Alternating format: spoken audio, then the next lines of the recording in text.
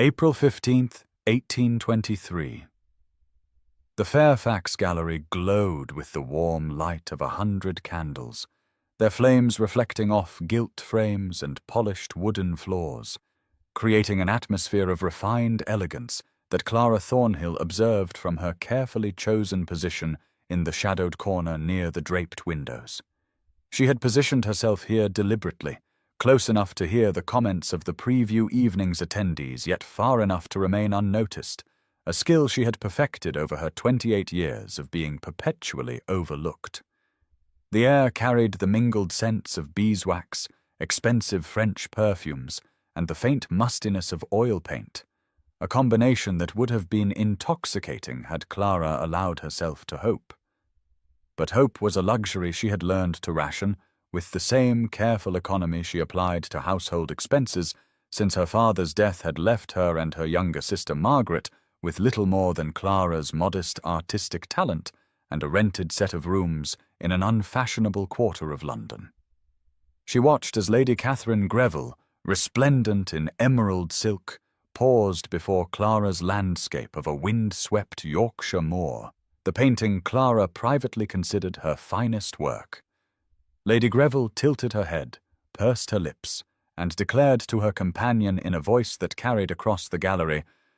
"Pleasant enough, I suppose, though one does wonder why Mrs. Fairfax continues to humour these lady artists. A hobby is all well and good, but to display their work alongside serious painters seems rather indulgent." Clara felt the familiar tightening in her chest, that particular compression of disappointment and resignation she had come to recognize as her constant companion.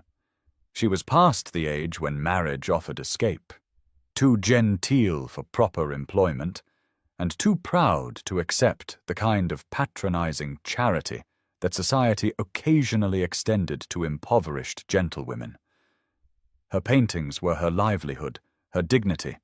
and her voice in a world that had made abundantly clear it had little interest in what she had to say. Margaret had begged to attend tonight, but Clara had insisted her sister remain home, unwilling to subject her to the casual cruelty of London society's judgment. Around the gallery, clusters of well-dressed patrons moved from painting to painting, with the languid assessment of those for whom art was merely another arena for social display. A portly gentleman in an elaborate waistcoat chuckled at something his companion whispered while standing before Clara's smallest piece, a study of dawn light through apple blossoms. Two young ladies giggled behind their fans near her Scottish Highland scene, the one she had laboured over through the grey winter months, trying to capture the particular quality of northern light she had observed during a brief journey years ago when her family's circumstances had been more comfortable. Mrs. Fairfax, the gallery owner, caught Clara's eye from across the room and offered an encouraging smile that somehow made Clara feel even more exposed, more pitiable. Tomorrow was the auction. Tomorrow these same people would decide with their bids and their deliberate silence what value her work held. Clara allowed herself one small, dangerous wish as she stood in her corner. Let just one painting sell for enough to keep her and Margaret fed and housed through summer. The gallery door opened with a decisive sound at 9:30, admitting a figure who moved with such quiet authority that conversations faltered and resumed in altered tones as Alexander Pembroke, Duke of Ashford, entered the preview evening with the easy confidence of a man accustomed to deference but indifferent to spectacle. Clara recognized him immediately, though she had seen him only once before, 2 years past at a musicale where she had accompanied Margaret as chaperone, and he had stood near the pianoforte with an expression of genuine absorption that set him apart from the performance's merely fashionable attendees. He was tall, with dark hair touched with silver at the temples, despite his 34 years, and he possessed that particular quality of stillness that suggested depth rather than reserve. Unlike the other patrons who drifted through the gallery with the leisurely assessment of those filling social obligations, Alexander moved with purpose, offering brief acknowledgments to those who greeted him, but declining to be detained in conversation. Clara watched as he passed Lady Greville with a polite nod that somehow conveyed both respect and disinterest, sidestepped a cluster of young gentlemen discussing the upcoming racing season, and came to stand before her largest work, the Scottish Highland landscape she had painted from memory and longing, depicting dawn breaking over mountains she had seen only once but had never forgotten. He stopped as though the painting had physically arrested his movement. From her shadowed corner, Clara observed the way his expression shifted, the slight forward lean of his posture, the manner in which his eyes moved across the canvas, not in the sweeping glance of casual appraisal, but in the careful examination of genuine engagement. He stood there for what must have been 5 minutes, an eternity in the rapid circulation of gallery viewing, long enough that other patrons began to notice and whisper. Clara felt something dangerous unfurl in her chest, that treacherous warmth of being seen, truly seen, even if only through her work.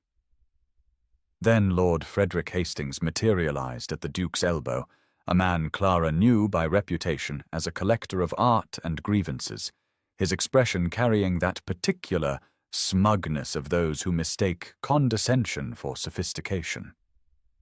Hastings said something Clara could not hear from her distance, but she saw Alexander's shoulders stiffen slightly, saw the cool politeness that descended over his features. Hastings gestured at her painting with a dismissive wave, and though Clara still could not distinguish words, she recognized the tone, that casual cruelty refined society wielded like a favored accessory. Her brief moment of dangerous hope contracted back into familiar resignation. Of course, whatever interest the Duke had shown would be swiftly redirected by Hastings's mockery. Clara prepared herself to watch Alexander move away, to join the consensus that her work was pleasant enough but ultimately forgettable, the artistic equivalent of her own social standing. And now's the time to stop and subscribe to our channel. Every subscriber brings us closer to 1,000, which helps us keep these stories alive and coming your way. If you enjoyed this video, don't forget to like it and drop a comment telling us where you're watching from. It's always amazing to see how far these tales travel across the world. Now let's continue. But Alexander did not move away. Instead, he turned to face Lord Hastings with a composure that somehow conveyed both courtesy and absolute dismissal. And though Clara remained too distant to hear every word, she caught fragments carried across the gallery's acoustics, the Duke's voice low but clear as he said something about technical mastery and emotional resonance, about the particular difficulty of capturing light at that hour,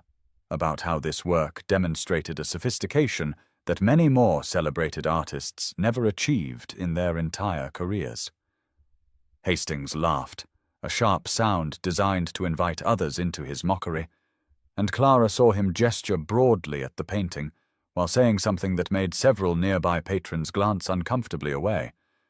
Alexander's response was quieter, requiring Hastings to lean in to hear it, but whatever the Duke said caused the other man's face to flush with irritation. Hastings straightened, adjusted his cravat with unnecessary force, and declared in a voice pitched to carry, "Well, we shall see what the bidding reveals tomorrow, shall we not? I intend to acquire several pieces for my new estate, and I trust my judgment against anyone's, even yours, Ashford." The Duke inclined his head with polite acknowledgement, but made no verbal response, turning his attention back to Clara's painting, as though Hastings had already ceased to exist. The dismissal was so complete, so effortlessly executed, that Clara felt a flutter of something between admiration and terror. Hastings lingered a moment longer, clearly hoping to provoke further engagement, then retreated with visible annoyance to join a group near the gallery's entrance. Clara pressed herself further into her corner, heart hammering with the dangerous hope she had promised herself to suppress, trying to maintain the careful equilibrium between possibility and protection that had become her constant negotiation with the world. She watched Alexander remain before her painting for several more minutes, watched the way his eyes traced the progression of light across the painted mountains, the way his expression held, something she recognized because she had felt it herself while creating the work, that peculiar ache of beauty mixed with loss, of loving something you can only hold in memory and representation. Then Mrs. Fairfax appeared at Clara's elbow with such sudden proximity that Clara startled, pressing one hand to her chest. The gallery owner smiled with warm conspiracy, her voice low as she said, "My dear, I have hosted exhibitions for 15 years, and I have never seen the Duke of Ashford spend so long studying a single work, nor defend it with such conviction." Clara managed to whisper, "Lord Hastings seemed quite determined to discourage his interest." Mrs. Fairfax made a small, dismissive sound, waving one gloved hand as though brushing away an inconvenient insect. "Lord Hastings collects art the way he collects everything else, as a demonstration of his wealth and taste. But the Duke, the Duke actually sees what he looks at. Do you understand the difference?" Clara was not certain she dared understand it, dared believe that her work might truly move someone of such refinement and position. Mrs. Fairfax continued, her expression growing more serious. "He is known for impeccable judgment, and for generous purchases when something genuinely captures his attention. I have cautious optimism about tomorrow's auction, my dear, cautious but real optimism." The morning of April 16th arrived with unseasonable chill,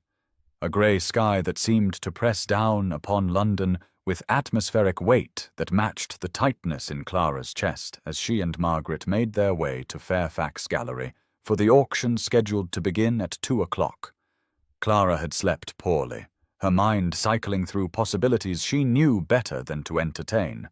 and she had changed her dress 3 times before Margaret had gently but firmly insisted on the deep blue muslin that brought out the colour of her eyes. Not that anyone would be looking at her eyes when they could be examining her work, with whatever mixture of appreciation or dismissal they chose to bring. The gallery was already crowded when they arrived at 1:15, the chairs arranged in neat rows before the raised platform where the auctioneer would stand, and Clara felt her stomach clench at the sight of so many fashionable attendees, the cream of London society come to acquire art and gossip in equal measure. Margaret guided her to seats in the very back row, a location that offered both the refuge of relative invisibility and the torment of clear sightlines to all the attendees who mattered. Lady Catherine Greville held court in the 3rd row, surrounded by other matrons whose ostrich plumes bobbed with the vigour of their conversation, and Clara did not need to hear the words to know their subject when Lady Greville glanced back toward where she and Margaret sat, her expression carrying that particular satisfaction of those who find entertainment in others' presumption. Margaret leaned close to whisper, "Pay her no mind, Clara, she has never created anything in her life beyond malicious commentary."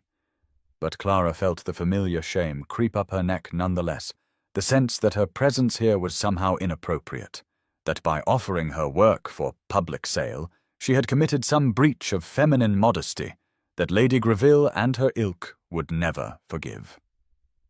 The auction began promptly at 2, the auctioneer a thin man with a reedy voice that nonetheless carried authority as he explained the terms and invited examination of the catalogue. The first several lots were works by established artists, landscapes and portraits that sold briskly for amounts that made Clara's head spin, hundreds of pounds exchanging hands with casual rapidity. Then came pieces by less prominent painters, and Clara watched the enthusiasm in the room diminish perceptibly, bids coming slower and settling at more modest sums. Her first painting was Lot number 17, a view of the Thames at sunset that she had laboured over for 3 weeks the previous autumn,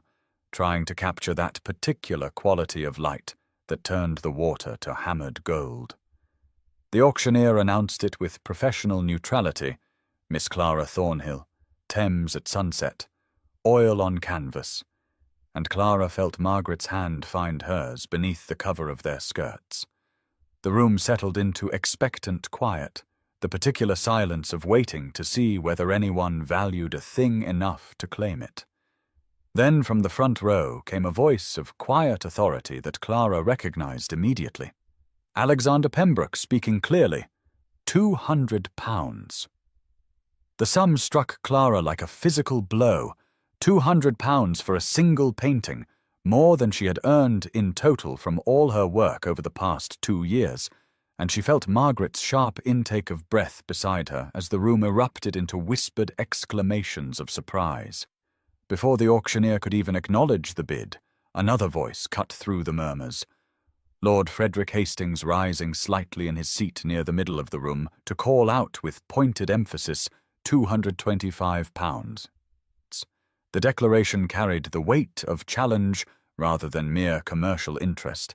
and Clara watched as several heads turned between the Duke and Lord Hastings with the avid attention of spectators at a sporting match.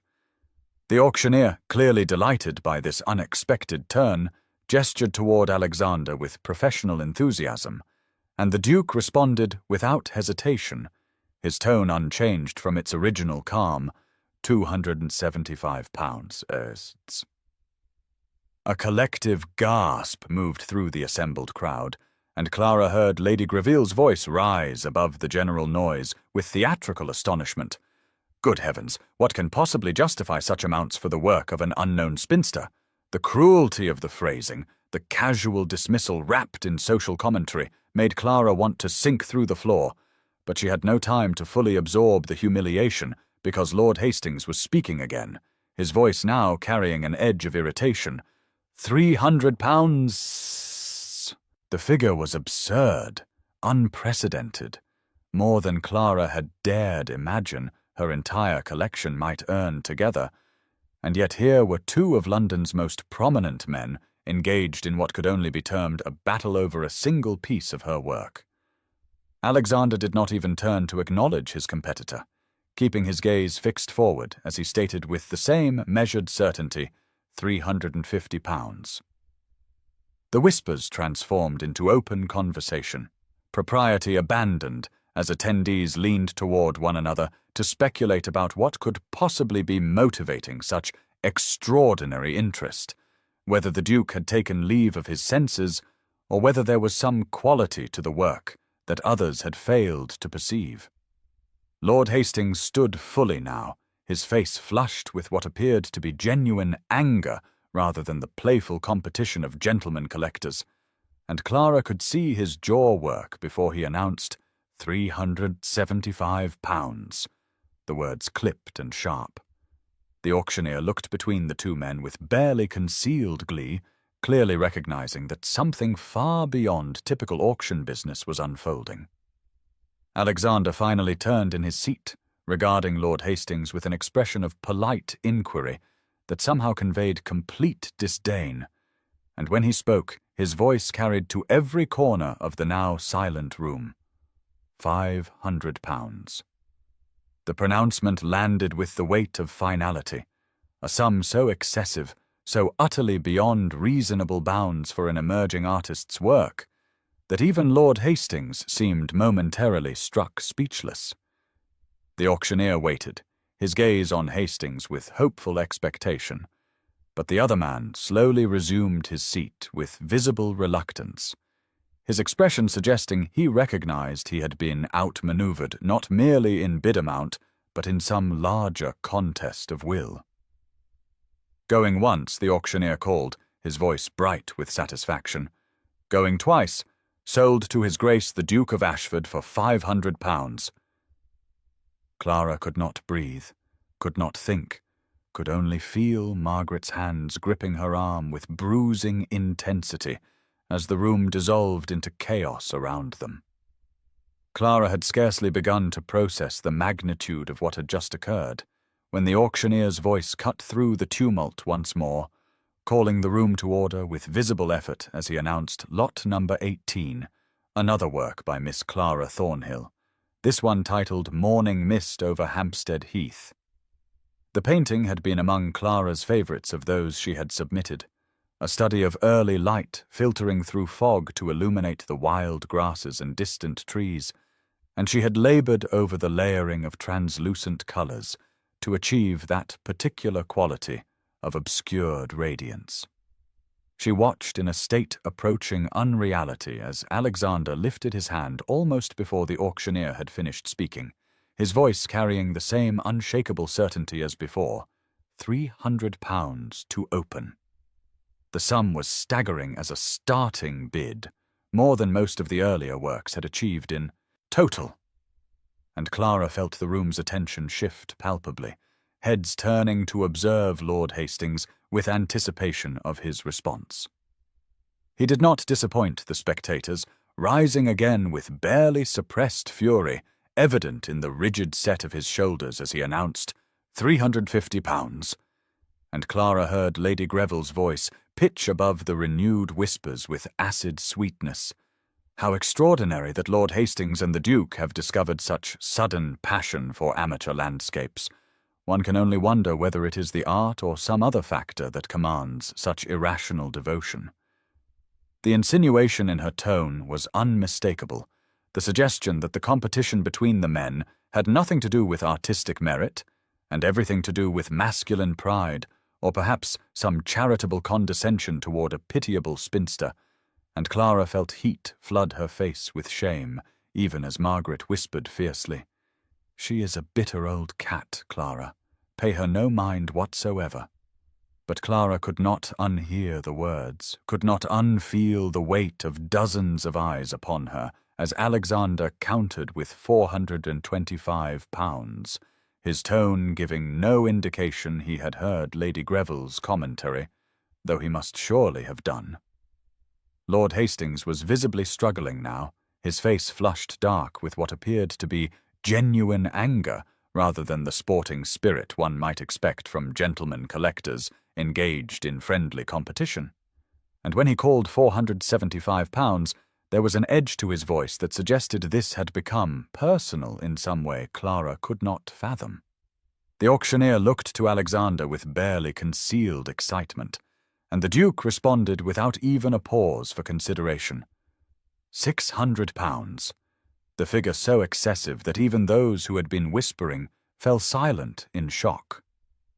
Clara felt dizzy, unmoored from reality, caught between gratitude that her work was being so valued, and humiliation that she had become the subject of such public spectacle, uncertain whether this extraordinary attention represented vindication or mockery. Lord Hastings remained standing for a long moment, his jaw working as he stared at the back of Alexander's head, before finally resuming his seat with a gesture of disgust, and the auctioneer brought his gavel down with triumphant finality. "Sold to His Grace the Duke of Ashford for £600. Margaret was speaking urgently in Clara's ear, some reassurance or exclamation, but Clara could hear nothing over the roaring in her head as she watched Alexander turn slightly in his seat, his gaze sweeping the back rows until it found her, and for one breathless moment their eyes met across the chaos of the crowded gallery before he turned forward once more. The auctioneer had barely called lot number 23 to order, a third Clara Thornhill landscape depicting twilight descending over the Thames, when Lord Hastings rose to his feet with such abruptness that his chair scraped loudly against the gallery floor, commanding immediate attention from every person in the room. He did not wait for bidding to commence, instead directing his voice toward Alexander with barely concealed contempt. "I confess myself utterly mystified by your Grace's sudden and quite extraordinary fascination with what can only be described as mediocre work at best. Surely a gentleman of your standing and education can perceive that these pleasant but ultimately unremarkable paintings possess none of the technical mastery or artistic vision that would justify such irrational expenditure." The insult landed with the force of a physical blow, and Clara felt her stomach contract with humiliation as murmurs of shock and interest rippled through the assembled crowd, every eye now fixed upon the Duke to observe his response to such public challenge. For a long moment Alexander remained seated, his posture unchanged, and Clara found herself holding her breath in the terrible silence, wishing she could simply disappear rather than remain the cause of such unseemly conflict between prominent men. Then slowly, with the careful deliberation of someone choosing his words with utmost precision, Alexander rose to his feet and turned to face not Lord Hastings but the room at large, his gaze sweeping across the assembled patrons with an authority that immediately commanded absolute silence. "Miss Thornhill's work," he began, his voice carrying clearly without any need to raise it, "demonstrates a mastery of light and atmospheric perspective that I have rarely encountered even among the most celebrated artists of our age," and Clara felt her heart begin to pound so violently she feared it might be audible to those around her. He paused, allowing his words to settle before continuing with measured emphasis. Her understanding of how light transforms landscape, how it reveals and conceals, how it creates emotional resonance beyond mere representation, shows not only technical skill of the highest order, but artistic vision of profound depth. Clara could scarcely breathe as she listened to him dissect her technique with the expertise of someone who had studied her work with genuine attention, speaking of her layering of translucent colors, her composition choices, her ability to capture transient moments with permanence. The room had fallen into complete stillness. Every whispered conversation ceased, even Lady Greville silent for once as Alexander continued speaking with quiet passion about artistic merit and the failure of society to recognize talent that did not present itself through conventional channels or from expected sources. When he finally concluded with the simple statement that he considered himself fortunate to acquire work of such quality,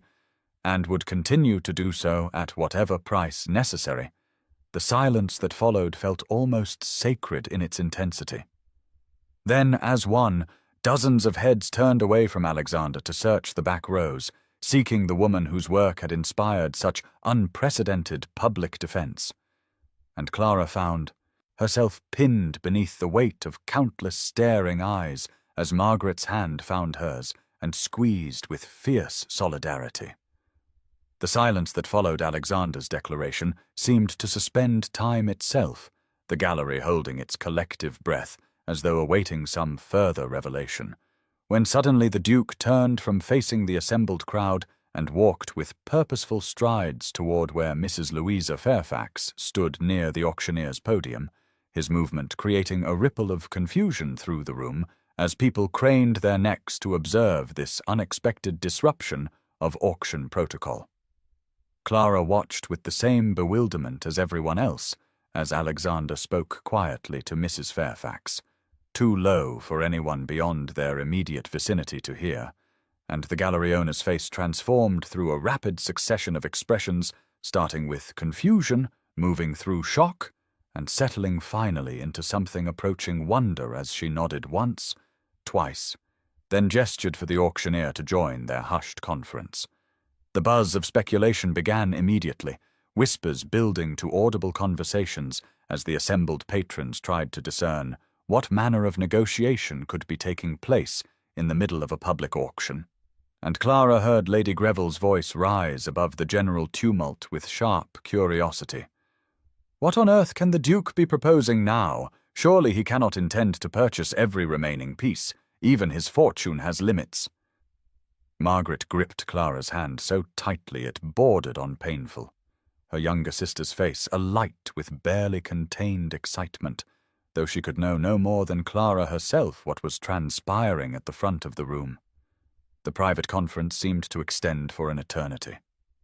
though it could not have been more than 3 or 4 minutes before Mrs. Fairfax stepped forward and raised her hands for silence, her voice trembling slightly with emotion as she announced that the auction would pause briefly as an extraordinary proposition had been presented that required her immediate consideration and response.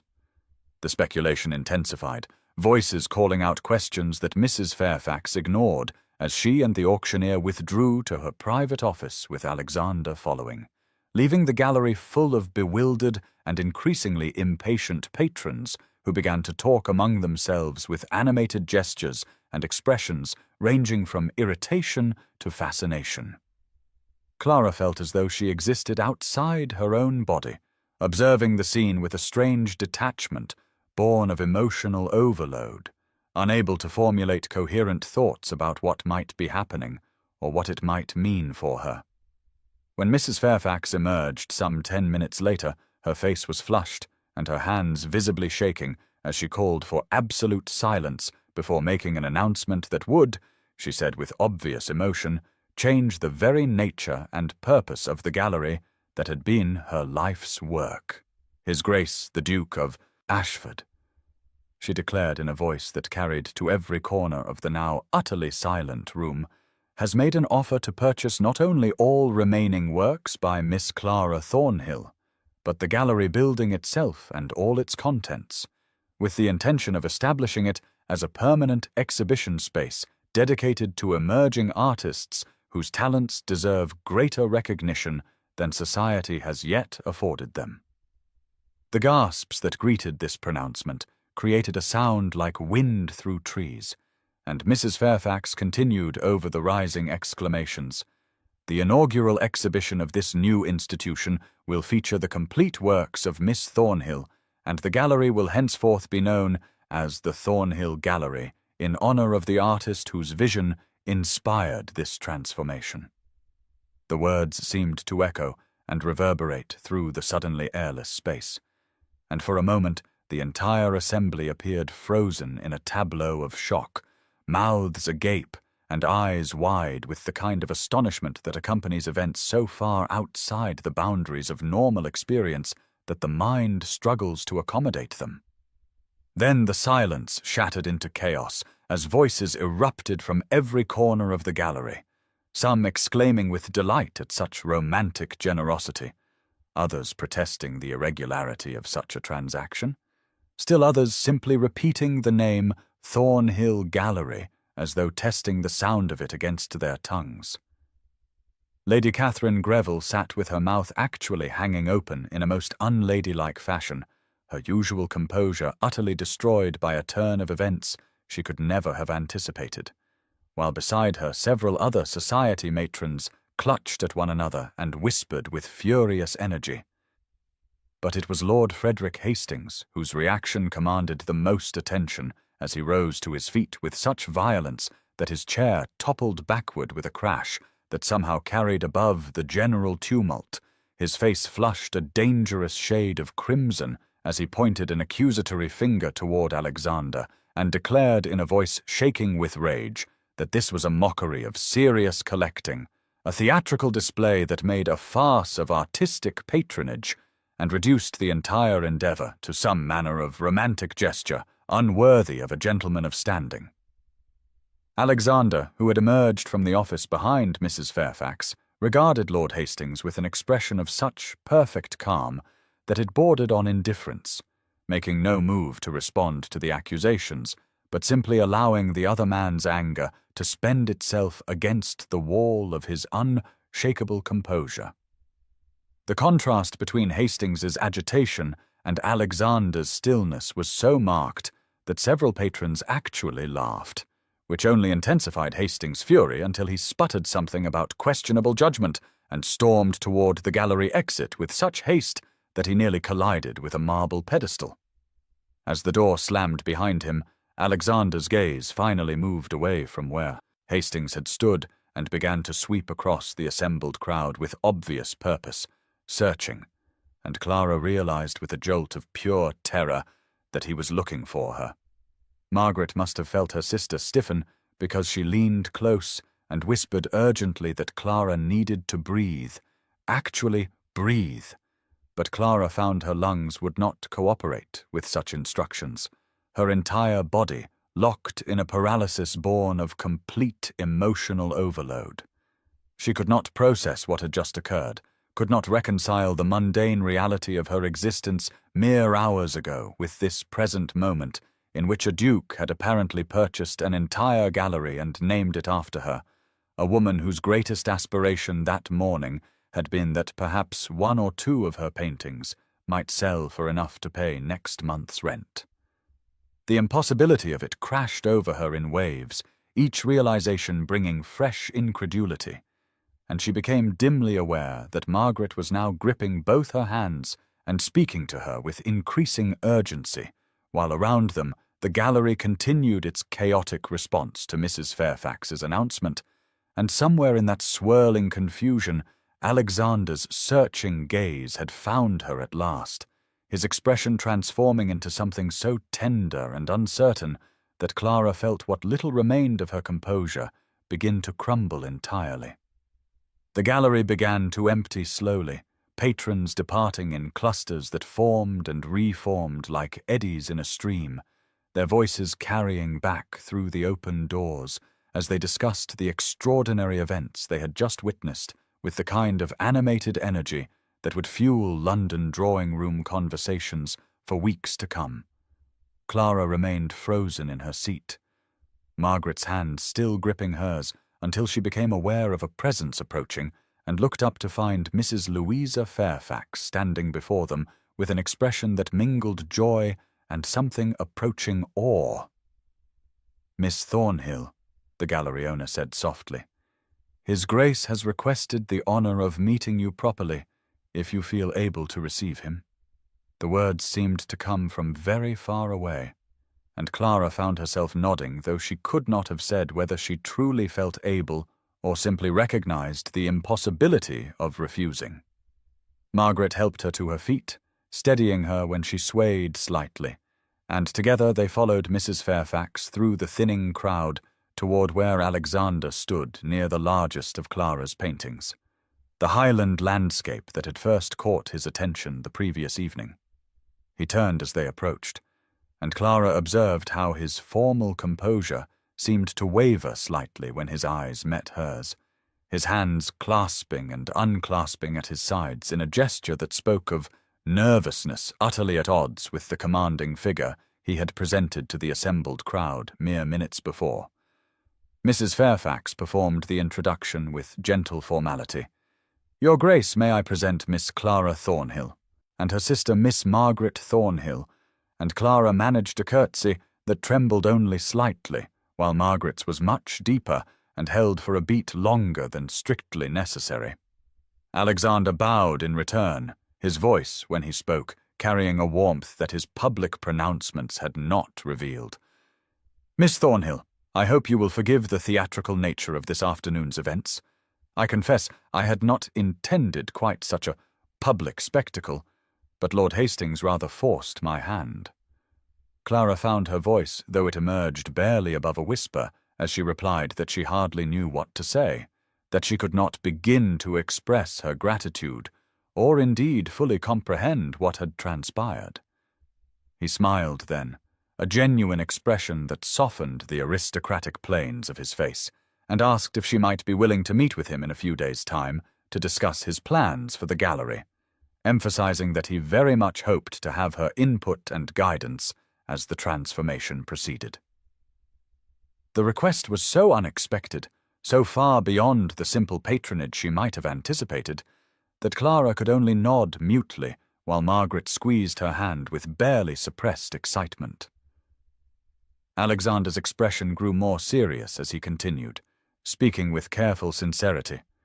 "I should tell you, Miss Thornhill, that I have admired your work for some 2 years now, ever since I purchased a smaller landscape of yours through an agent. It hangs in my private study, and I find myself drawn to it daily. There is something in the quality of light you capture that speaks to experiences I had thought beyond the power of paint to convey."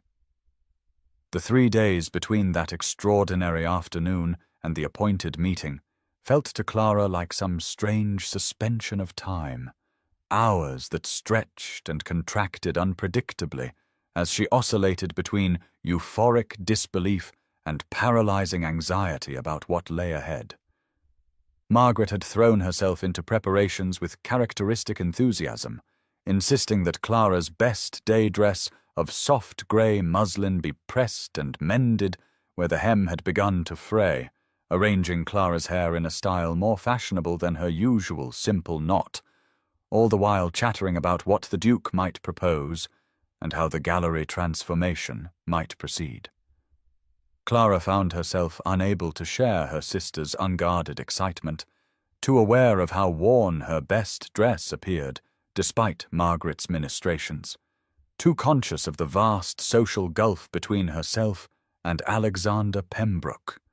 too frightened of hoping for something beyond simple professional patronage, only to discover she had wildly misinterpreted his intentions. The morning of April 19th arrived with pale spring sunshine that did nothing to calm the churning in Clara's stomach as she and Margaret made their way to the gallery, arriving precisely at the appointed hour of 10 to find Mrs. Fairfax already there and visibly delighted by the developments that had so dramatically altered her establishment's fortunes. The gallery owner had barely finished expressing her joy when the door opened to admit Alexander, who entered not with the ducal formality Clara had braced herself for, but rather with an almost boyish energy, his arms full of rolled papers that proved to be architectural plans, his greeting warm and seemingly unconscious of the way Clara's hands trembled as she returned his bow with a curtsy. He spread the plans across a table that Mrs. Fairfax hurriedly cleared, but before directing Clara's attention to the drawings, he paused and asked with genuine concern whether she was quite well, whether she needed to sit, whether she would prefer tea before they began. The unexpected solicitude threatened to undo Clara's fragile composure entirely, and she managed only a whispered assurance that she was perfectly well, though they both surely knew this to be untrue. Alexander's expression softened with something that looked remarkably like understanding as he gestured to the chairs and waited until both Clara and Margaret were seated before taking his own seat and beginning to explain his vision, speaking not with the authority of a patron dictating terms, but rather with the tentative hopefulness of someone presenting an idea he desperately wished others to embrace. The gallery, he explained, would be transformed into a permanent exhibition space dedicated to artists whose work deserved recognition, but who lacked the social connections or circumstances to gain it, a place where talent, rather than name or gender or age, would determine whose paintings graced the walls. But it was when he turned to Clara directly, his grey eyes holding hers with an intensity that made breathing difficult, that the true heart of his plan emerged, for he confessed that while he envisioned the gallery serving many artists over the years to come, it was her work specifically that had inspired the entire endeavour. The working relationship that developed over the following weeks transformed from formal obligation into something altogether unexpected, as the weekly meetings initially scheduled to discuss paint colours and wall arrangements gradually expanded to encompass conversations that ranged far beyond the practical necessities of gallery renovation. By late April, Clara found herself anticipating their appointments with an eagerness that both thrilled and frightened her, arriving at the gallery to find Alexander already there more often than not, his face lighting with genuine pleasure when she entered in a way that made her heart perform acrobatics she had thought herself too sensible to experience. They would begin with dutiful attention to the architect's latest modifications, or Mrs. Fairfax's questions about exhibition scheduling,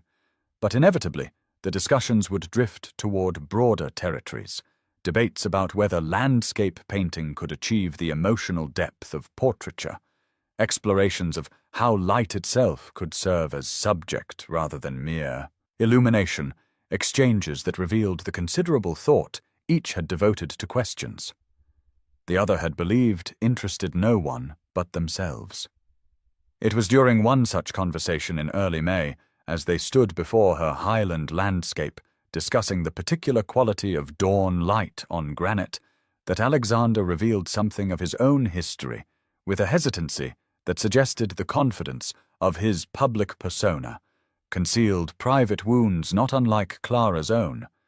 He spoke of his father's dismissal of his interest in art as frivolous affectation, unsuitable for a future duke, of years spent pretending indifference to beauty while secretly studying technique and composition, of the relief and loneliness that had come with his inheritance 5 years prior, when he finally possessed the freedom to pursue his passions, but found himself isolated by a title that made genuine connection nearly impossible. Clara listened with growing recognition, seeing in his careful words an echo of her own experience of dismissal, and found herself responding with unusual openness about her father's death,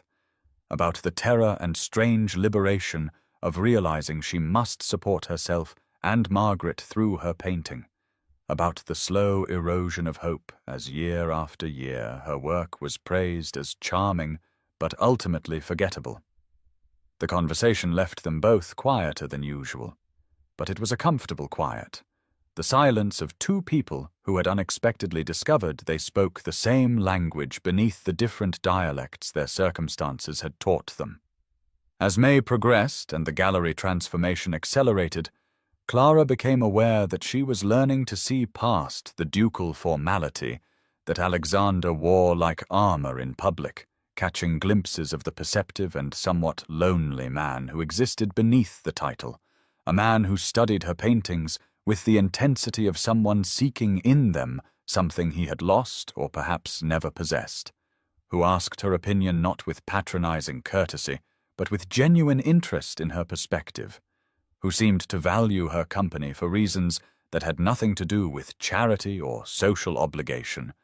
and everything to do with some quality in herself she had never imagined anyone might treasure. The shift began so subtly that Clara could not identify its precise origin, but by mid-May she became gradually aware that the easy warmth of her weekly meetings with Alexander was being poisoned by whispers that seemed to follow her through London streets and markets like an unwelcome shadow. Margaret brought home the first explicit evidence one afternoon in the 3rd week of May, her young face troubled as she reported that Lady Catherine Greville had been holding court at the modiste's shop, loudly speculating about the inappropriate familiarity between a certain impoverished spinster artist and her noble patron, suggesting with arched eyebrows and significant pauses that Clara Thornhill had perhaps employed arts other than painting to secure the Duke of Ashford's extraordinary generosity. The words struck Clara like physical blows, all the more painful for containing echoes of doubts she had tried desperately to silence in her own mind, and she found herself lying awake that night, cataloguing every conversation with Alexander, every moment of easy laughter or comfortable silence, wondering with creeping horror whether she had indeed been inappropriate, whether her growing feelings for him had somehow become visible to observers, whether she had committed the unforgivable error of mistaking patronage for genuine regard. The doubt, once admitted, spread through her thoughts like ink through water, staining everything. And when she arrived at the gallery for their next scheduled meeting, she found herself unable to recapture the natural warmth that had developed between them, retreating instead into stiff formality, addressing him as "Your Grace" with every response, maintaining physical distance, deflecting any attempt at personal conversation back to the safer territory of paint colors and exhibition schedules. Alexander noticed the change immediately. She could see it in the way his expression shifted from welcoming warmth to confusion, the way his sentences began to falter mid-thought, as though he were trying to identify what had altered in the atmosphere between them. And finally, he set down the fabric samples they had been ostensibly discussing and asked with careful gentleness whether he had done something to offend her, whether she would prefer to postpone their meetings, whether she wished for Mrs. Fairfax to serve as chaperone during their discussions. The kindness in his questions made everything worse somehow, and Clara found herself unable to meet his eyes as she deflected his concern with words about propriety and mindfulness of appearances, assurances that she simply wished to maintain appropriate professional boundaries given the generosity he had shown her and the gallery. She could see that her explanation satisfied nothing, that Alexander remained troubled and confused, but he accepted her words with the courtesy that characterized all his interactions, though something in his grey eyes suggested hurt beneath the ducal composure. And when they parted that afternoon, Clara felt as though she had damaged something precious through her cowardice, unable to articulate the truth that she was protecting not propriety, but her own heart, terrified of the growing hope she felt in his presence, and convinced that Lady Greville's cruel speculation would prove prophetic, that she had indeed wildly misread friendly patronage as something infinitely more valuable and infinitely less likely. The gallery transformation accelerated through the final weeks of May and into early June, and despite the strained formality that had settled between them like unwelcome frost, Clara could not deny the extraordinary care Alexander had devoted to every detail of the space that would bear her name, though she remained unaware of this final particular until the afternoon of June 7th, when he sent a message requesting she meet him at the gallery for a matter requiring her immediate attention. She arrived with Margaret in tow as chaperone, a concession to the whispers that still followed her through London streets, and found Alexander standing in the gallery's main room, surrounded by the organized chaos of final preparations, painters touching up crown moulding, craftsmen installing the last of the brass fixtures. The smell of fresh varnish and beeswax polish, thick in the afternoon air, filtering through tall windows now fitted with new glass that made the space luminous. He greeted them with the careful courtesy that had replaced their earlier ease, but Clara detected something beneath his formal welcome, a tension in the set of his shoulders that suggested nervousness entirely uncharacteristic of a duke accustomed to command. And when he asked Margaret with apologetic politeness if she might excuse them for a brief private conversation, promising to leave the door open for propriety's sake, Clara felt her heart accelerate with mingled hope and dread. He led her to the gallery's entrance, where a large rectangular object stood covered by canvas dropcloth, and turned to face her with an expression that managed to combine determination and uncertainty in equal measure, before explaining that he had something to show her, something he hoped she would accept, but would understand if she refused. And with that cryptic preamble, he drew away the cloth to reveal an elegant sign of carved wood with gold lettering that read, "The Thornhill Gallery," in script so beautiful it seemed to transform her ordinary surname into something remarkable. Clara stared at the sign, feeling the gallery tilt around her, her first coherent thought being that there must be some mistake, that he could not possibly intend to attach her name to an establishment of such ambition and significance. And she heard herself protesting even as tears began to blur the golden letters, arguing that she did not deserve such honor, that her work was not sufficiently accomplished to justify such recognition, that people would mock the presumption of a spinster artist having a gallery named in her honor when far more talented painters remained unknown. Alexander listened to her cascade of objections with an expression that shifted from hopeful anticipation to something harder, a tightness around his mouth that Clara had never seen before. And when she finally fell silent, breathless with distress, he asked with a quiet intensity that carried an edge almost like anger, why she could not see what he saw, why she insisted on viewing herself through the cruel lens of people whose judgment was worth nothing,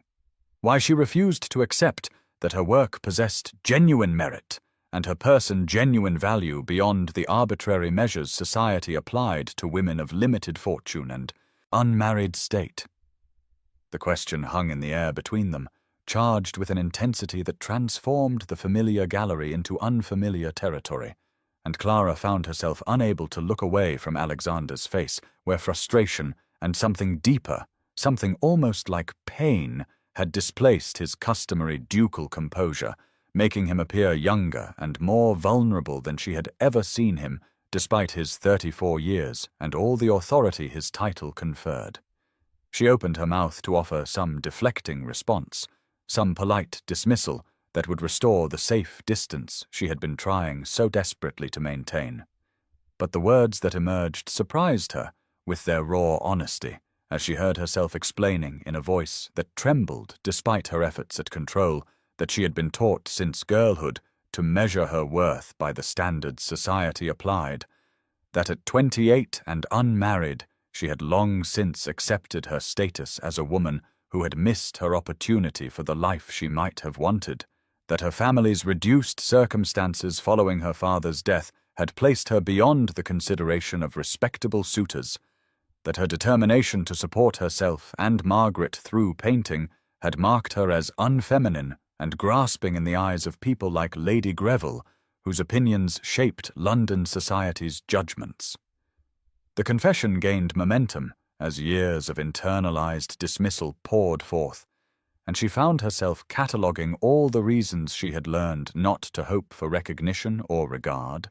the whispered comments about spinsters who refused to accept their lot, the pitying looks from married women secure in their positions, the casual cruelty of men who treated unmarried women past 25 as invisible creatures unworthy of consideration, the art critics who praised her technical skill while dismissing her subjects as charmingly feminine, but lacking the gravitas of masculine vision. Alexander listened without interruption, but she could see the tightness around his mouth intensifying, a muscle working in his jaw as though he were physically restraining some powerful response. And when she finally fell silent, exhausted by the weight of articulated pain she had carried unspoken for so long, he stepped closer with such sudden intensity that she instinctively drew back until the wall prevented further retreat. His voice when he spoke carried a force she had never heard from him, all ducal politeness stripped away to reveal something fierce and uncompromising, as he declared that society's judgment was worthless, that the opinions of people who measured human value by fortune and marital status and arbitrary timelines deserved nothing but contempt, that her art moved him more profoundly than any work he had encountered in 15 years of serious collecting, that her perspective was rare and valuable precisely because she had known dismissal and limitation, that she possessed a quality of genuine perception entirely absent from the privileged masses who thought themselves her superiors. He was close enough now that she could see the grey flecks in his eyes, could feel the warmth radiating from him, and he lifted one hand as though to touch her face before catching himself and letting it fall. But not before she had seen in that aborted gesture something that made her heart stutter with terrified hope, and she thought he might say something more, something that would shatter the last of her carefully maintained defences, when the gallery door opened with a crash, and Mrs. Fairfax rushed in, breathless with apologies and urgent news about a problem with the gaslighting installation that required the Duke's immediate attention. The following 3 days passed in a fog of avoidance, as Clara found reasons not to visit the gallery, sending Margaret in her stead with messages about being occupied with completing a commission or attending to household matters, excuses that grew thinner with each repetition, until even she could hear the transparent evasion in them. Margaret returned from each errand with increasingly pointed looks, and finally on the evening of June 10th, confronted Clara in their modest sitting-room where she had been pretending to sketch while actually staring at blank paper for the better part of an hour, and her sister settled onto the worn sofa with the determined expression that meant she would not be dismissed with vague reassurances. "You are being foolish," Margaret declared without preamble, her 24 years lending her a directness that Clara simultaneously appreciated and resented. And when Clara attempted to protest that she was simply being prudent, Margaret made an unladylike sound of dismissal that would have shocked their late mother. "The Duke clearly cares for you beyond any professional interest," Margaret continued, and Clara felt her hands begin to tremble around her pencil as her sister articulated the hope she had been desperately trying not to acknowledge. "He looks at you as though you are the only person in any room." Margaret pressed on. "He solicits your opinion on matters where his own expertise far exceeds yours, He defends you to people whose good opinion most men of his rank would court. And when Mrs. Fairfax interrupted you both 3 days ago, she said his expression was that of a man who had lost something precious. So whatever conversation you were having before she entered clearly mattered a great deal to him. Clara set down her pencil with careful precision, and heard herself confessing in a voice barely above a whisper that she was terrified, that allowing herself to hope for something beyond professional patronage felt like standing at the edge of a cliff, preparing to step into empty air, that she could not bear to be wrong about what she thought she had seen in Alexander's eyes, because being wrong would hurt more than all the years of casual dismissal she had already endured. Margaret crossed to kneel beside Clara's chair and took her hands with fierce gentleness, asking what would hurt more, the possibility of pain or the certainty of never knowing, and Clara had no answer that did not sound like cowardice. The following morning a messenger arrived bearing a cream envelope sealed with the Ashford crest, and Clara's hands shook as she broke the wax to find a formal invitation written in Alexander's own hand, rather than a secretary's precise script, requesting the honour of Miss Clara Thornhill's presence at the opening gala of the Thornhill Gallery on the evening of June 28th as guest of honour, and beneath the formal language was a postscript in smaller writing that read simply, "I hope you will come." And she read those 5 words over and over until Margaret gently took the letter from her trembling fingers and declared that they would need to commission a new gown immediately. The evening of June 28th arrived with unseasonable warmth that carried the scent of roses through London's streets, and Clara stood before the mirror in their modest rooms feeling like an impostor in the deep blue silk gown that Margaret had insisted they commission, despite the expense, the fabric shimmering in the lamplight and cut in the latest fashion with short sleeves and a neckline that felt daringly low to someone accustomed to wearing her oldest day dresses while working at her easel. Margaret fussed with Clara's hair, where the maid had arranged it in an elegant style that showed her neck, tucking in flowers that matched the gown, and Clara caught her sister's reflection in the mirror, where excitement and satisfaction warred with something tender that looked almost like pride. "You look beautiful," Margaret declared with fierce conviction, and Clara wanted to protest that beauty had never been among her limited assets. But the truth was that she barely recognized the woman looking back at her, not because the gown and hairstyle had transformed her features, but because something in her expression had shifted during the weeks of working with Alexander, some subtle relaxation of the resigned tension she had carried for so long. The hired carriage delivered them to the gallery as dusk settled over the city,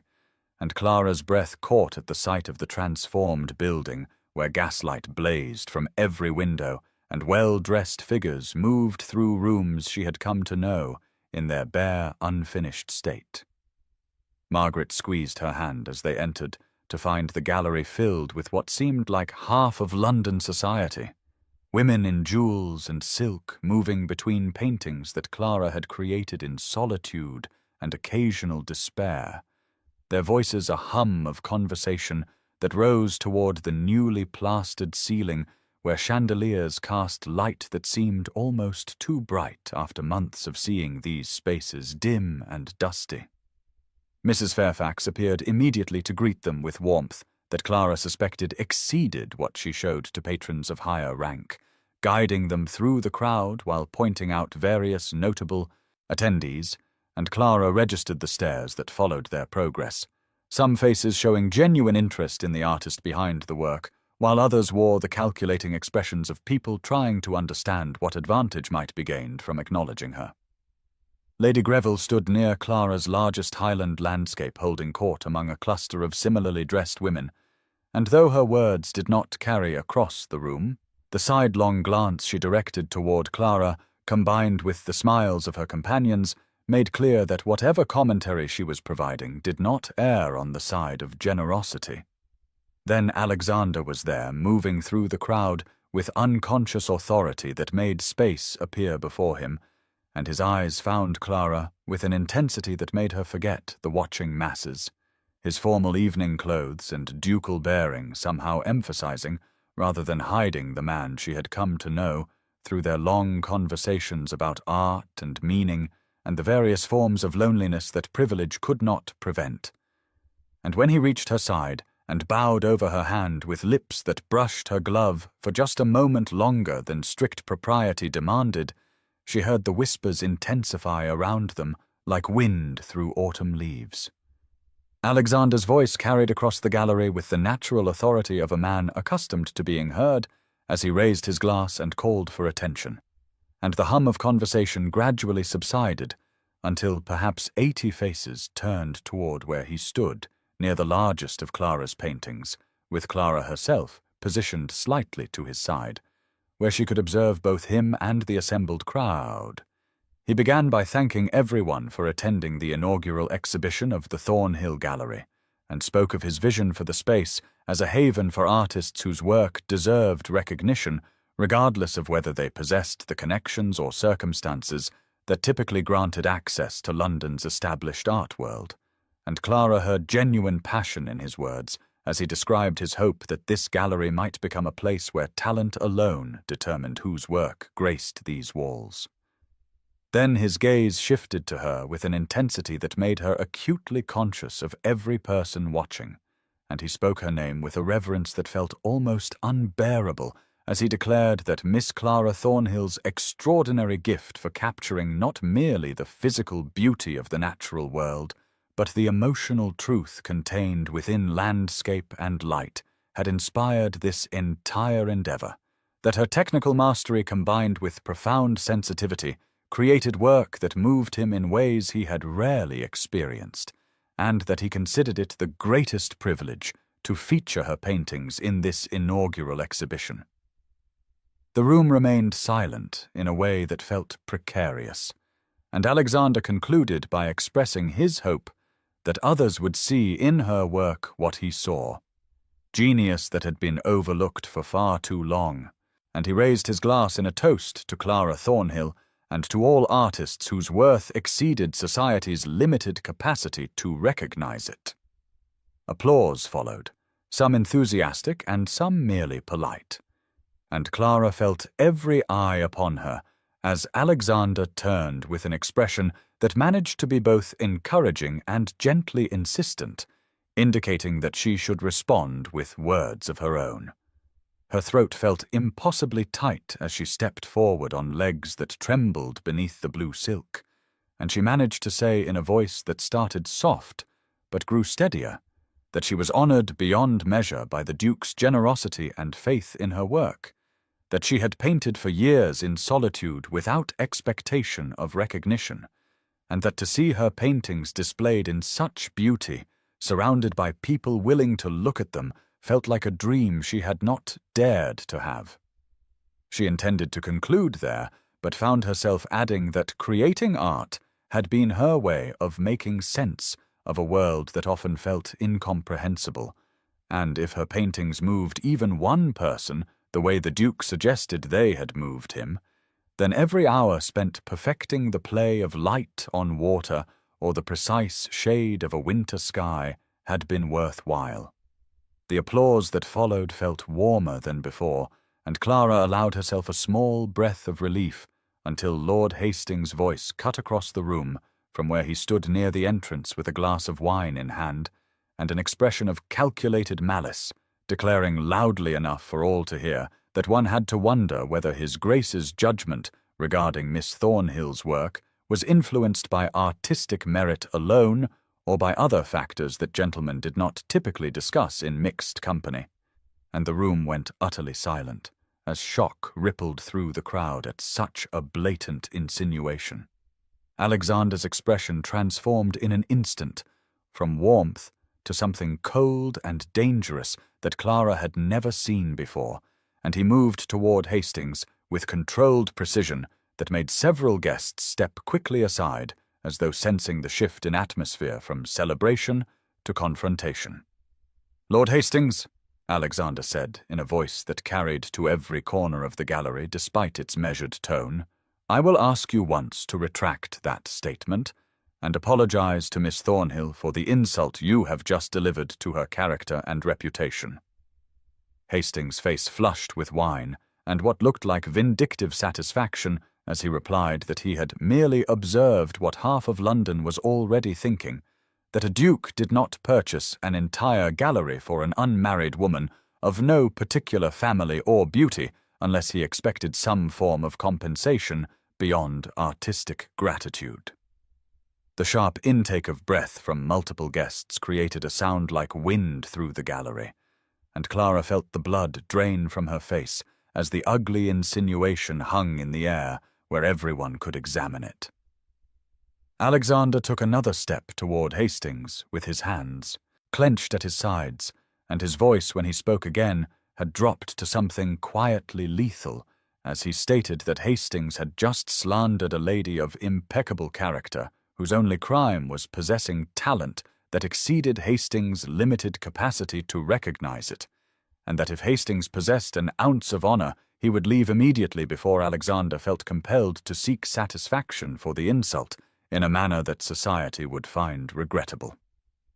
Before Hastings could respond, a voice spoke from near the Highland landscape, where an elderly gentleman with an artist's stained fingers stepped forward and declared that he was Thomas Weatherby of the Royal Academy, and that he had examined Miss Thornhill's work earlier this evening and found it to be of exceptional quality, demonstrating technical mastery and artistic vision that would do credit to any painter regardless of sex, and that the Duke's recognition of her talent spoke well of his judgment rather than poorly of his character. Another voice joined from across the room, where a woman in elegant grey silk identified herself as Mrs. Adelaide Norton, patroness of several established artists,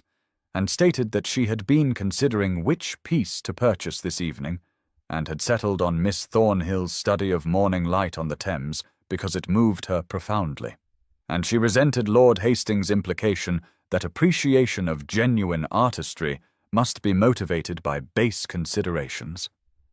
Then more voices rose in a chorus that seemed to surprise even those speaking, other artists and collectors stepping forward to defend either Clara's work or Alexander's character or both,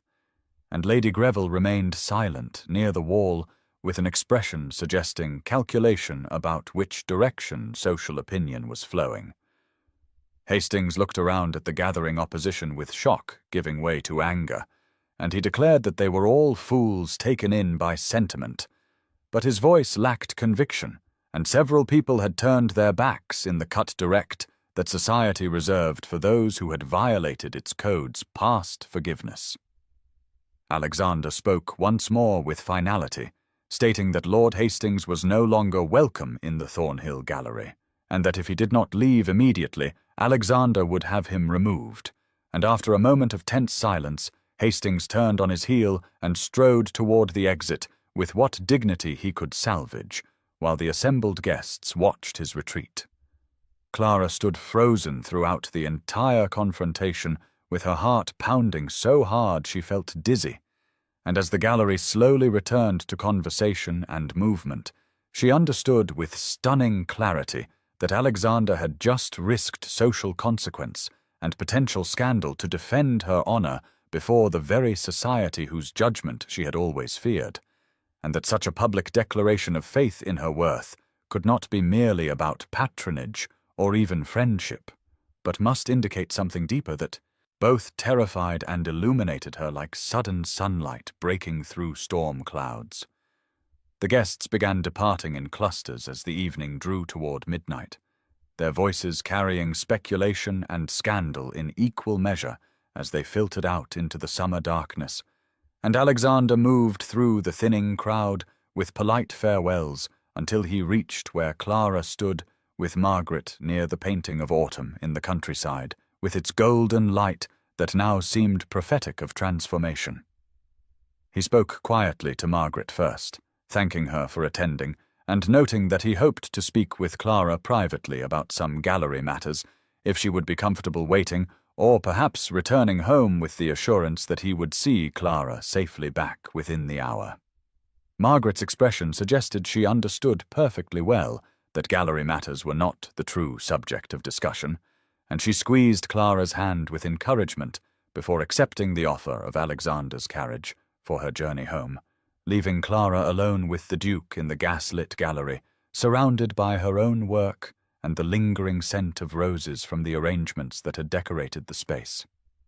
Alexander stood silent for a moment as though gathering words, then gestured toward the paintings and suggested they walk through the gallery together, now that it belonged only to them and the quiet. And Clara fell into step beside him, with her heart beating hard enough that she feared he might hear it in the stillness. They moved slowly past each landscape, and Alexander paused before the highland scene that had first caught his attention at the preview months ago, the one that had started everything, and he said softly that he had not been entirely truthful earlier when he claimed to have admired her work for 2 years. Clara felt confusion and something like disappointment until he continued, explaining that the truth was he had purchased his first Clara Thornhill painting 3 years ago from a small shop in Edinburgh where it had been displayed without fanfare, a study of dawn breaking over mountains that he had encountered during a period of profound personal difficulty following his father's death, and the sudden weight of responsibilities he had never wanted. His voice carried emotion he seemed unused to expressing as he described standing before that painting and feeling something shift inside him, the way her depiction of light pushing back darkness had moved him to tears in a dusty shop where the proprietor had seemed baffled by his intensity, and he had purchased it immediately and carried it back to London, where it hung in his private chambers where only he could see it. He turned to look at Clara directly with an expression that held vulnerability she had never seen in a man of his position, and he said that her art had been a companion through his loneliness in ways he struggled to articulate, that returning to that painting after difficult days or empty social obligations had reminded him that beauty and meaning existed beyond duty and expectation, and that when he had learned there would be more of her work at auction, he had attended with every intention of acquiring whatever was available. Then his voice dropped lower as he added that meeting her, knowing her, had transformed what began as profound appreciation into something far more personal, and that she had become as essential to him as her art had been, perhaps more so because she was the source of all that beauty and perception that had sustained him through darkness. Clara felt something breaking open inside her chest, like ice that had frozen around her heart for years, suddenly cracking under unexpected warmth, and the words came spilling out before she could stop them or shape them into something more dignified, her voice trembling as she said that she had been afraid from the moment she first saw him studying her painting, because she recognized even then that he saw what no one else had bothered to look for, and that recognition had been more terrifying than dismissal, because it meant hope was possible, and hope had always led to disappointment. She turned away from his intense gaze to face the painting of morning light on water, the one she had created during a particularly lonely winter when Margaret had been ill and money desperately short, and the future had seemed like nothing but grey repetition. And she confessed that she had taught herself not to want things beyond survival and her sister's welfare, because wanting anything more had seemed like inviting pain that she could not afford to feel.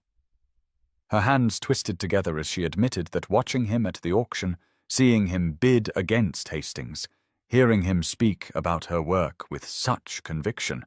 had awakened every suppressed longing she had buried under resignation, and she had been terrified that she was misunderstanding, that his interest was merely that of a collector toward an object of curiosity, that she would build hope only to discover it was founded on nothing more substantial than her own desperate imagination. Alexander moved to stand beside her before the painting, close enough that she could feel the warmth of him in the cool gallery air, and his voice when he spoke held frustration mixed with tenderness as he asked what he must do to make her believe in her own worth, What proof he could possibly offer beyond what he had already given, whether purchasing a gallery and defending her honor before society and confessing his dependence on her art and her presence was insufficient evidence of his sincerity. Clara felt tears burning in her eyes as she turned to face him and said that the difficulty was not believing in his sincerity, but in believing that she deserved it, that 28 years of being taught she was unremarkable, too old, too plain, too poor, too ambitious in unfeminine ways had built walls inside her that could not be torn down simply because one man, even a duke, even him, saw something different. She watched his expression shift through frustration to something like anguish, and he reached out slowly, as though giving her time to retreat, and when she did not move, he took both her hands in his with a gentleness that made her throat tighten, and he said her name like a question and a declaration together. Clara, just her name with all the weight of everything unspoken in the two syllables. He asked if she could imagine, not believe yet, but simply imagine, a life where she was valued as she deserved, where her art was celebrated rather than tolerated, where she woke each morning knowing she was seen and treasured, not despite who she was, but because of it, and whether she could imagine that life including him not as patron or benefactor, but as partner and husband, and the man who loved her more than he had thought himself capable of loving anyone. The word love fell between them like a stone dropped into still water, sending ripples through everything Clara thought she understood about her life and her place in the world. And Alexander's voice, when he spoke it again, held nothing of aristocratic reserve, but only raw honesty, as he said that he loved her, that he had loved her first through her paintings when they were all he had of her inner world, and now loved her more completely through knowing the woman who created such beauty from observation and feeling. He said he had never intended to fall in love with anyone because his position had taught him that most people saw only his title and his wealth and the doors he could open rather than the man who grew weary of performance and longed for genuine connection, but that Clara had never looked at him with calculation or social ambition, had seemed if anything almost afraid of his attention in ways that made him want to prove himself worthy of her trust. His hands tightened around hers as he said that if she would have him, he wanted to marry her not to rescue her from reduced circumstances or to acquire her as one might acquire a painting, but because she had become necessary to his happiness in ways he had not known were possible, because conversation with her fed something in him that had been starving, because her way of seeing the world had taught him to look at his own life differently. He released one of her hands to gesture at the gallery surrounding them and said that all of this, the building and the public honor and the defense of her work, was not charity or even patronage, but selfishness on his part, because he could not bear the thought of her talent remaining hidden, could not tolerate society continuing to overlook what he found extraordinary,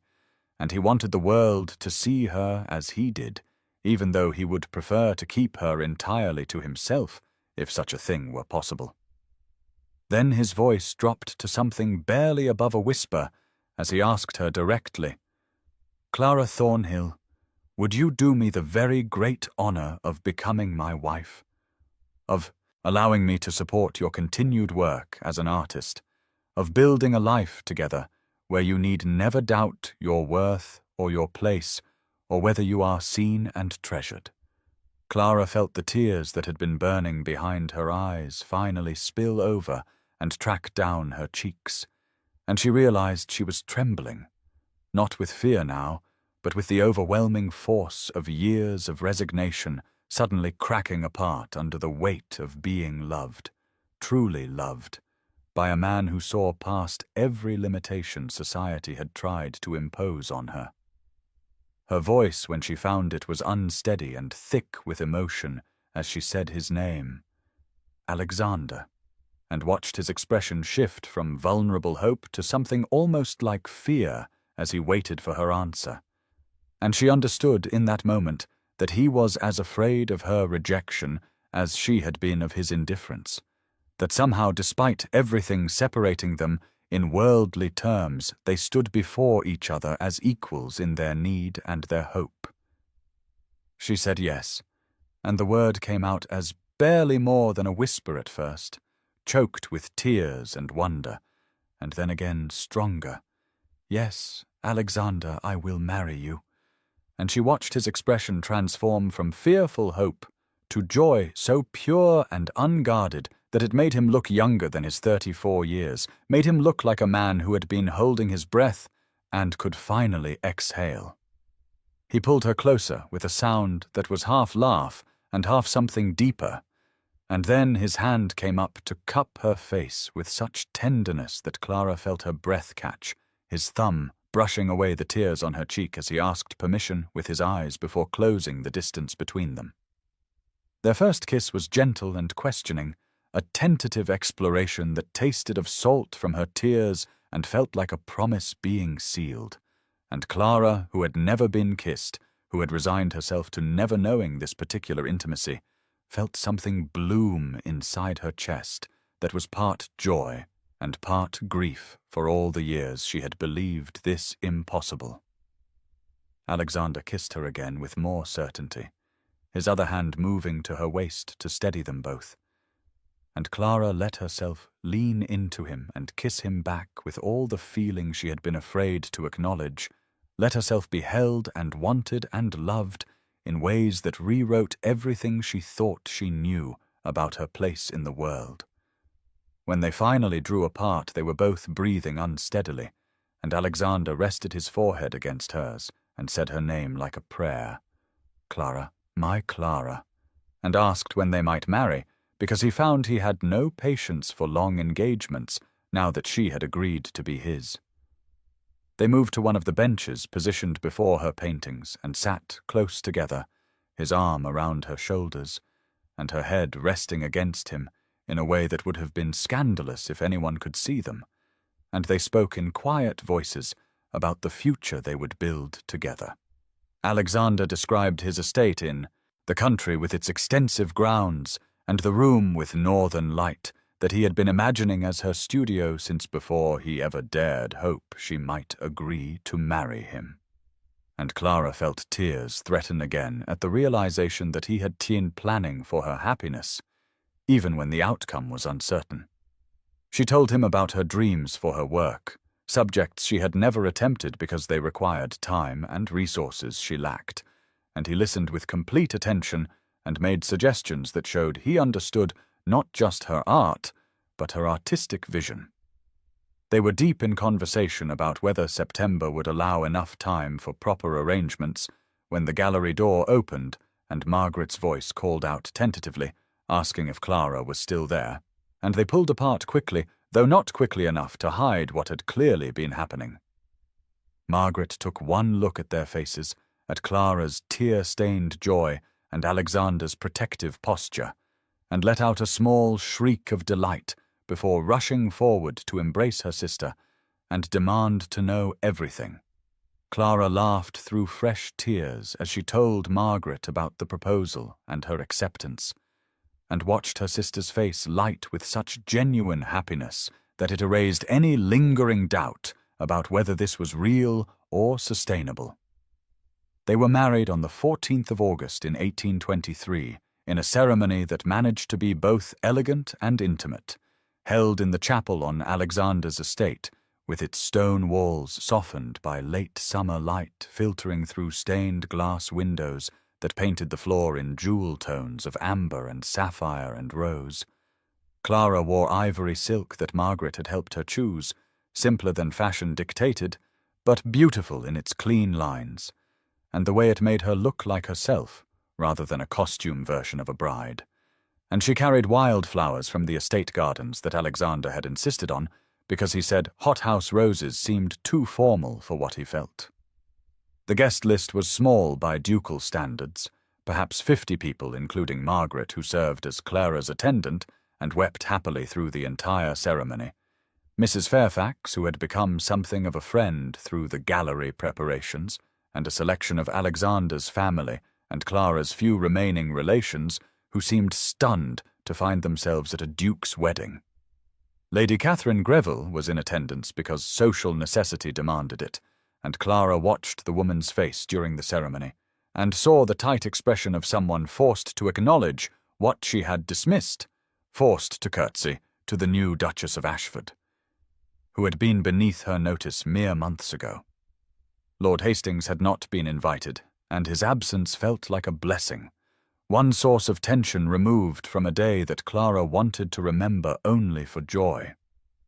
Alexander's voice when he spoke his vows was steady and clear, his eyes never leaving Clara's face as he promised to honor and cherish her for all the days of his life. And when it was Clara's turn, she felt her voice shake only slightly as she promised the same, and meant it with an intensity that still surprised her. The kiss that sealed their marriage was brief and chaste given the audience,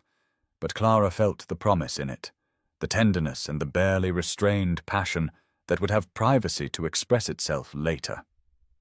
The wedding breakfast was held in the estate's great hall with its high ceilings and portraits of Alexander's ancestors looking down on the unlikely addition to their family line, and Clara sat beside her new husband at the head table and felt the surreal quality of her changed circumstances, the way people now approached her with deference rather than dismissal. The toast that moved her most came not from family, but from Mrs. Fairfax, who spoke about Clara's talent and perseverance, and said that the art world was better for the Duke's recognition of what had been there all along, waiting to be seen. After the meal, Alexander led Clara outside to the gardens and presented her with his wedding gift, taking her hand and walking her to what she had thought was a groundskeeper's building, but which had been completely transformed. The studio he had built for her featured north-facing windows that filled the space with perfect clear light, walls painted white to maximize the brightness, and everything an artist could need from easels to pigments to canvas already organized and waiting. Clara stood in the doorway unable to speak as tears blurred her vision, and Alexander came up behind her and wrapped his arms around her waist and asked quietly if it would suit. And she turned in his embrace and kissed him, and said it was perfect, everything was perfect, he was perfect, and she still could not quite believe this was her life now. 2 years had passed since that August wedding, and Clara stood in the Thornhill Gallery on a crisp October afternoon in 1825,